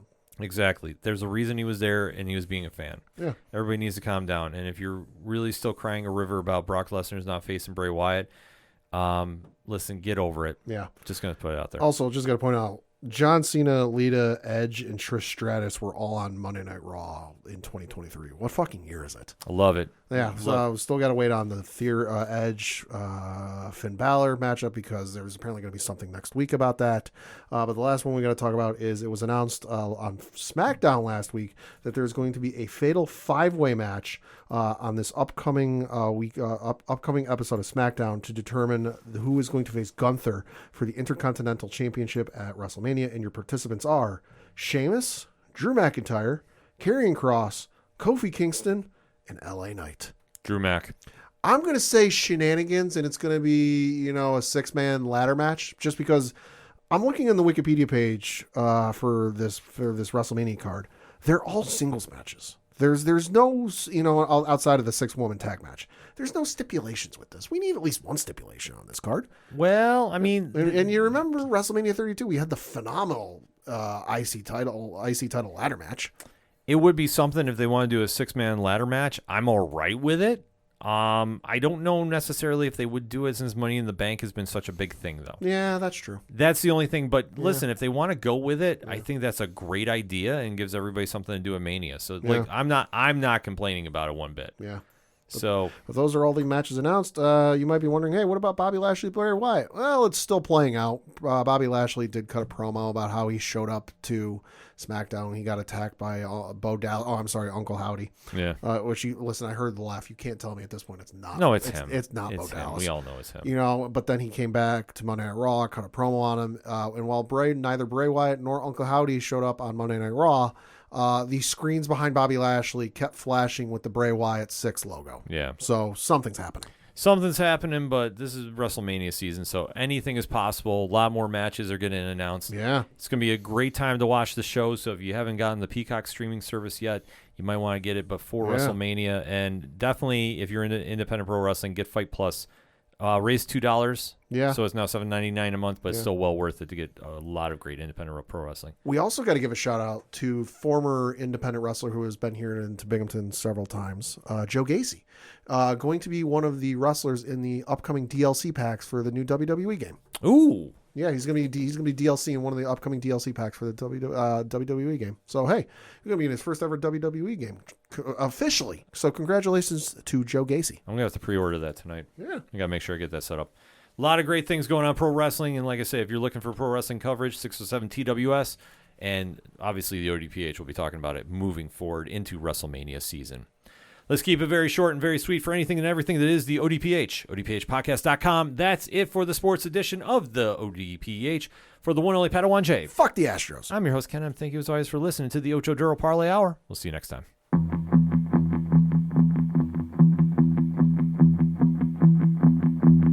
Gotta be down to the punch. Gotta be down to the punch. 'Cause they can't bring